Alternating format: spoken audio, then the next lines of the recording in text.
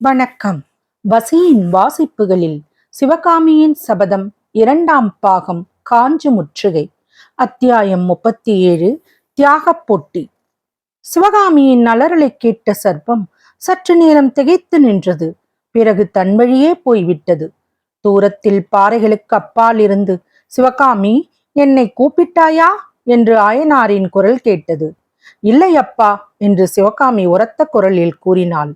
இந்த 2 வார்த்தைகள் மாமல்லருக்கு எவ்வளவு மகிழ்ச்சியையும் நன்றி உணர்ச்சியையும் உண்டாக்கின என்பதை சிவகாமி அவருடைய கரங்களின் ஸ்பரிசத்தினால் உணர்ந்தாள். இருவரும் மரத்தடியிலிருந்து சற்று அப்பால் சென்று பட்ட பகல் போல வெளிச்சமாக இருந்த பாறையின் மீது உட்கார்ந்தனர்.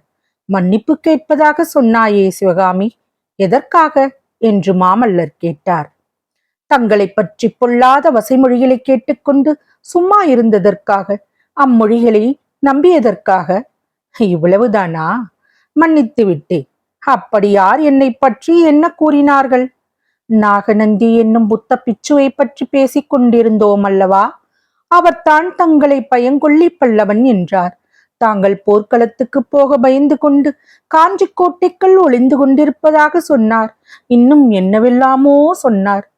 சிவகாமி கூறியதையெல்லாம் கேட்டுக்கொண்டிருந்த மாமல்லர், இதற்காக நாகநந்தியின் மேல் எனக்கு கோபம் இல்லை.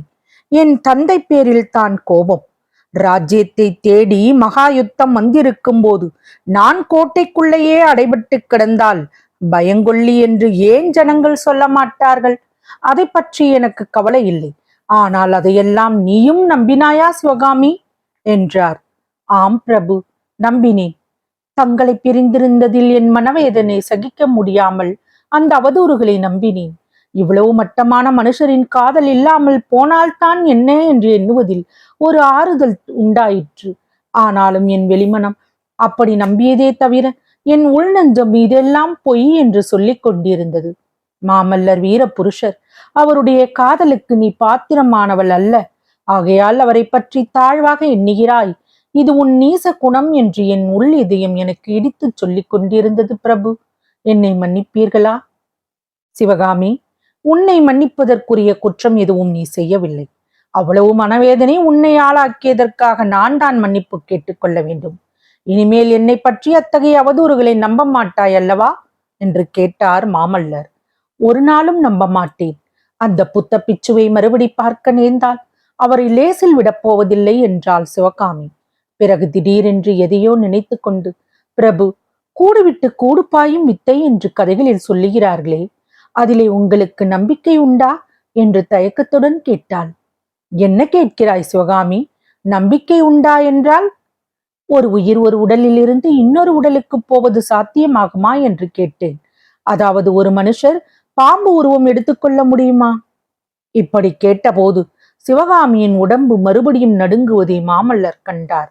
உடனே அவளை ஆதரவோடு தன் அகன்ற மார்பிலே சேர்த்து அணைத்து கொண்டு, இது என்ன வீண் பீதி? மனுஷனாவது பாம்பு உருவம் கொள்வதாவது? அப்படி ஒருவன் பாம்பு உருவம் எடுத்து உன்னை தீண்ட வரும் பட்சத்தில் நான் கருடன் உருவம் கொண்டு வந்து அவனை சமஹரிப்பேன். அல்லது உன் எதிரே அவனுடைய விஷப்பல்லை பிடுங்கி எறிவேன். நான் இருக்கும்போது உனக்கு ஏன் பயம் என்றார். பிரபு, எப்போதும் தாங்கள் என் அருகில் இருந்து என்னை பாதுகாத்துக் கொண்டிருப்பீர்களா? இந்த ஏழை பெண்ணை காப்பாற்றுவது ஒன்றுதானா உங்களுக்கு வேலை? உங்களுடைய பாதுகாப்பை எதிர்பார்த்து ராஜலட்சுமி காத்து கொண்டிருக்கிறாளே என்றாள் சிவகாமி. சிவகாமி, நீ மட்டும் ஒரு வார்த்தை சொல்லு. ராஜ்யம் எக்கேடாவது கெடட்டும் என்று விட்டுவிட்டு உன்னோடு இருந்து விடுகிறேன். உன்னை விட எனக்கு ராஜ்யம் பெரிதல்ல என்று மாமல்லர் கூறி வந்தபோது சிவகாமி குறுக்கிட்டாள். பிரபு, அவ்வளவு சுயநலக்காரி இல்லை நான். அப்படி உங்களை எனக்கே உரிமைப்படுத்திக் கொள்ள வேண்டும் என்ற எண்ணம் எனக்கில்லை. விஸ்தாரமான சாம்ராஜ்யத்துக்கு உரிமை கொண்டவர் தாங்கள். வாழையடி வாழையாக வந்த பல்லவ வம்சத்தின் சிம்மாசனத்துக்குரிய தனி உரிமை பூண்டவர். எத்தனையோ லட்சம் பிரஜைகள் தங்களுடைய தோல் வலிமையையும் வாள் வலிமையையும் நம்பி இந்த பெரிய ராஜ்யத்தில் வாழ்ந்து கொண்டிருக்கிறார்கள். பொல்லாத பகைவர்களை விரட்டி அடித்து பிரஜைகளை பாதுகாக்கும் பொறுப்பு தங்களுடைய இந்த 2 புஜங்களிலும் சார்ந்திருக்கிறது. அத்தகைய புஜங்கள் இன்று இந்த ஏழையை அணைத்துக் கொண்டிருப்பது என்னுடைய பூர்வ ஜென்மத்து சுகிர்தம். ஆனால் இந்த பாக்கியத்தினால் என் தலை திரும்பி போய்விடவில்லை. என் பகுத்தறிவை நான் இழந்து விடவில்லை. பல்லவர் குலம் விளங்க வந்த மாமல்லருடைய வலிமையும் வீரமும் கேவலம் இந்த சிற்பியின் மகளை பாதுகாப்பதற்காக மட்டும் உபயோகப்பட வேண்டும் என்று ஒரு நாளும் சொல்ல மாட்டேன். அப்பேற்பட்ட மகா தியாகத்தை தங்களிடம் நான் ஏற்றுக்கொள்ளவும் மாட்டேன். இந்த கிராமவாசிகள் புள்ளலூர் சண்டையில் தாங்கள் நிகழ்த்திய வீரச் செயல்களை பற்றி உற்சாகமாக பேசுவது என் காதில் விழும்போது என் உள்ளமும் உடலும் எப்படி பூரிக்கின்றன தெரியுமா? சிவகாமி, இந்த கிராமத்து வாசிகள் உன்னுடைய நடனக்கலை திறனை பற்றி பாராட்டும் போது நானும் அப்படித்தான் பூரித்து போகிறேன். நினைத்து பார்த்தால் என்னுடைய சுயநலத்தை பற்றி எனக்கு வெட்கமாய் கூட இருக்கிறது. தங்களிடம் ஒரு சுயநலத்தையும் நான் காணவில்லையே பிரபு. நீ காண மாட்டாய் சிவகாமி. உன்னுடைய காதலாகிற பொன்னாடையினால் என்னை நீ போர்த்தி விட்டு பார்க்கிறாய். அதனால் என்னிடமுள்ள குற்றம் குறைகளை நீ காண மாட்டாய். ஆனால் என்னுடைய சுயநலத்தை நான் நன்றாக உணர்கிறேன். இறைவன் உனக்கு அற்புதமான கலைச்செல்வத்தை அளித்திருக்கிறார். அதையெல்லாம் நான் எனக்கென்று ஆக்கி கொள்ள பார்க்கிறேன். என்னை போன்ற சுயநலக்காரன் யார்? உன்னுடைய அற்புத நடனக்கலை இறைவனுக்கே உரியது, கேவலம் மனிதர்களுக்கு உரியதல்ல என்று என் தந்தை அடிக்கடி கூறுவதுண்டு. அதன் பொருள் நேற்று இந்த கிராமத்து கோயிலில் நீ நடனமாடிய போதுதான் எனக்கு தெரிந்தது. இறைவனுக்கு உரிய நிவேதன பொருளை நான் அபகரிக்க பார்ப்பது தெய்வத்துக்கு செய்யும் அபச்சாரம் ஆகாதா என்று கூட எண்ணமிட்டேன். சிவகாமி அப்போது எழுந்து மாமல்லருக்கு முன்புறமாக வந்து குனிந்தாள். அவளுடைய உத்தேசத்தை அறிந்த மாமல்லர் அவளை தடுப்பதற்கு முன்னால் அவருடைய பாதங்களை தொட்டு தன் கண்களிலே ஒற்றி கொண்டாள். பின்னர் அவர் எதிரில் அமர்ந்து கூறினாள், சுவாமி, என்னுடைய நடனக்கலை இறைவனுக்கே உரியதாக இருக்கும் பட்சத்தில் அந்த உரிமை பூண்ட இறைவன் தாங்கள்தான். அந்த நாளில் நான் ஆர்வத்துடன் என் தந்தையிடம் நடனக்கலையை பயின்றதன் காரணம் அடுத்த தடவை தாங்கள் வரும்பொழுது தங்களுக்கு ஆடிக்காட்டி மகிழ்விக்க வேண்டும் என்னும் ஆசையே. எனது நடனக்கலை கனிந்து உணர்ச்சியும் உயிரும் பெற்றதெல்லாம் தங்களுடைய காதலினால் தான். என்னை மறந்து ஆனந்த பரவச நிலையில் நான் ஆடும்போதெல்லாம் தங்களுடைய அன்புக்கு உரிமை பூண்டவள் என்னும் எண்ணமே அந்த ஆனந்த பரவசத்துக்கு ஆதாரமாக இருக்கிறது. திருநாவுக்கரசர் பெருமானின் இனிய தீந்தமிழ் பாடல்களை பாடிக்கொண்டு நான் அபிநயம் பிடிக்கும் போது தங்களுடைய திருவுருவந்தான் என் அகக்கண் முன்னால் நிற்கிறது. தங்களால் கிடைத்த இந்த கலைச்செல்வத்தை வேறொருவருக்கு உரிமையாக்க எனக்கு பாத்தியதை இல்லை. நடனக்கலை தெய்வத்துக்கும் எட்டாத கலையாகவே இருக்கட்டும். தங்களை காட்டிலும் அது எனக்கு உயர்ந்ததல்ல. தாங்கள் வாய் திறந்து ஒரு வார்த்தை சொன்னால் போதும், உடனே அந்த நடனக்கலையை இந்த நதி பிரவாகத்தில் விட்டுவிட்டு ஒரு முழுக்கும் போட்டு விடுகிறேன். மடல் விரித்த மாதுளை முட்டுக்களை போன்ற சிவகாமியின் செவ்விதழ்களை மாமல்லர் தமது அகன்ற கரத்தினால் மூடினார். சிவகாமி, நீ இப்படியெல்லாம் சொல்லச் சொல்ல என் தர்ம சங்கடம்தான் அதிகமாகிறது. ஒரு நாள் நீ இந்த கலையை விட்டுவிடத்தான் வேண்டியிருக்கும் என்று எண்ணும் போது எனக்கு பகீர் என்கிறது. பல்லவ சாம்ராஜ்யத்தின் சக்கரவர்த்தினி அரங்கமேடையில் நின்று நடனமாடுவது என்பது நினைக்க முடியாத காரியம் அல்லவா? அதை எண்ணும் போது தான் உண்மையிலேயே நான் உன்னுடைய தந்தையின் சிற்பக்கலை சீடனாக இருந்திருக்க கூடாதா என்று தோன்றுகிறது. அப்படியானால் இந்த 3 நாட்களைப் போல் நாம் வாழ்நாள் முழுவதுமே ஆனந்தமயமாக இருக்கும் அல்லவா? சாம்ராஜ்யம் என்னத்திற்கு? யுத்தமும் இரத்த வெள்ளமும் தான் என்னத்திற்கு? உண்மையாகவே சொல்கிறேன் சிவகாமி, நான் சக்கரவர்த்திக்கு சொல்லி அனுப்பிவிடுகிறேன் எனக்கு ராஜ்யம் வேண்டாம் என்று. நானும் நீயும் உன் தந்தையுமாக படகில் ஏறிக்கொண்டு கிளம்புவோம். ரதியையும் சுகரையும் அழைத்துக் கொள்ளுவோம். எங்கேயாவது கடல் நடுவில் உள்ள தீவாந்தரத்துக்கு போய் சேர்வோம். அங்கே நமது வானாளை ஆனந்தமாக கழிப்போம். என்ன சொல்லுகிறாய்? ஆகட்டும் என்று சொல்லு. ஒரு நாளும் சொல்ல மாட்டேன் என்று அழுத்தம் திருத்தமாக கூறிவிட்டு சிவகாமி மேலும் சொன்னாள், கதைகளிலே காவியங்களிலே கேட்டிருக்கிறேன், வீரப்பெண்கள் நாயகர்களுக்கு போர்க்களத்தில் துணை நின்று சாகச செயல்கள் புரிந்தார்கள் என்று. தசரதற்கு கைகேயியும் அர்ஜுனனுக்கு சுபத்திரையும் போர்க்களத்தில் ரதம் ஓட்டினார்கள் என்றும் படித்திருக்கிறேன். அப்பேற்பட்ட பாக்கியத்துக்கு நான் பிறக்கவில்லை. போர்க்களத்திற்கு என்னால் வர முடியாது. இரத்தத்தை கண்டால் நான் மூச்சை அடைந்து விடுவேன். ஆடவும் பாடவும் அலங்காரமுமாக கொலுவிருக்கவும் பிறந்த பேதை பெண் நான். ஆனால் தங்களையும் என்னைப் போலாக்க உடன்பட மாட்டேன். சிம்மாசனத்தில் அமர்ந்து சாம்ராஜ்யம் ஆளவும் போர்க்களத்தில் பகைவர்களை சின்னாபின்னம் செய்யவும் பிறந்த தங்களை கல்லுளி பிடித்து வேலை செய்ய விட மாட்டேன். வாளும் வேலும் பிடித்து எதிரிகளை துவம்சம் செய்ய வேண்டிய கைகளை ஆடல் பாடலுக்கு தாளம் போடும்படி விட மாட்டேன். சுவாமி, ராஜ்யம் எண்ணத்திற்கு யுத்தம் எண்ணத்திற்கு என்றெல்லாம் இனிமேல் சொல்லாதீர்கள். அவ்விதமே தாங்கள் சொன்னால் இந்த பாவியின் காரணமாகத்தானே இப்படி தாங்கள் சொல்லுகிறீர்கள் என்று எண்ணி பிராண தியாகம் செய்து கொள்வேன். சிவகாமி, கையில் கல்லுளி பிடித்து வேலை செய்யும் சிற்பியின் ரத்தம் மட்டும் உன் உடம்பில் ஓடவில்லை, பழந்தமிழ் நாட்டு வீர தாய்மாரின் ரத்தமும் ஓடுகிறது.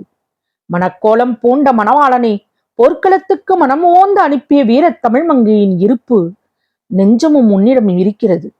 உண்மையில் வீர பத்தினியாவதற்குரியவள் நீதான். போர்க்களத்துக்கு என்னோடு நீ வர வேண்டியதில்லை, ரத சாரத்தியமும் செய்ய வேண்டியதில்லை.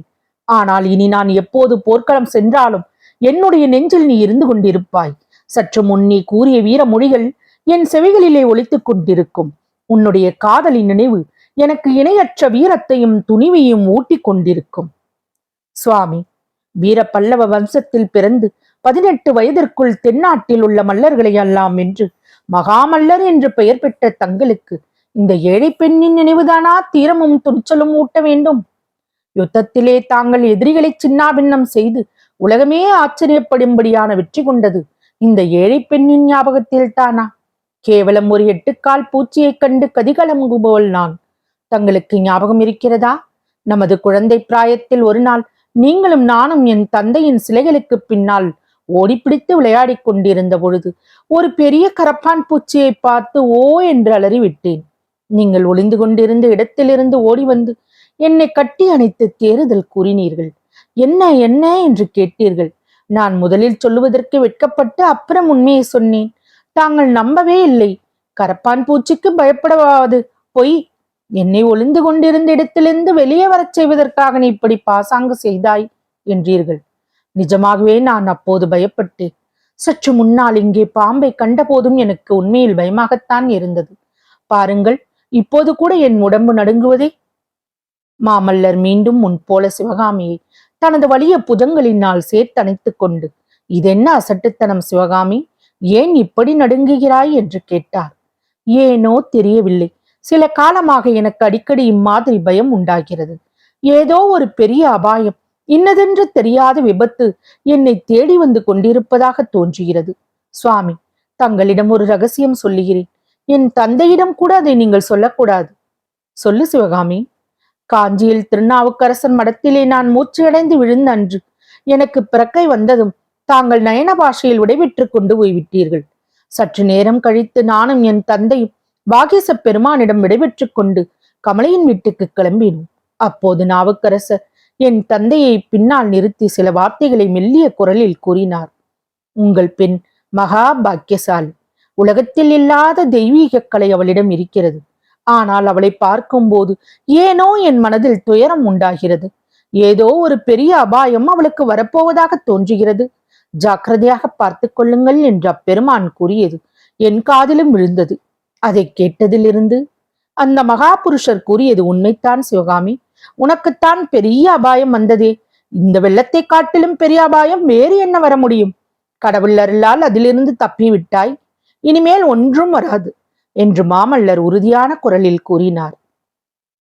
பிரபு, தங்களை என்னுடன் சேர்த்து வைத்த 3 தினங்கள் நான் சொர்க்கத்தில் இருக்கும்படி செய்த வெள்ளத்தை விபத்து என்று எப்படி சொல்லுவேன்? ஆகையினால் தான் இன்னும் ஏதோ இருக்கிறது என்று எண்ணமிடுகிறேன். ஆனால் இனிமேல் என்ன விபத்து வந்தால் என்ன? தங்களுடைய விசாலான இருதயத்தில் ஒரு மூலையில் எனக்கு ஒரு பத்திரமான இடம் இருக்கிறது என்ற நம்பிக்கையை எனக்கு தைரியமும் உற்சாகமும் ஊட்டி வரும்.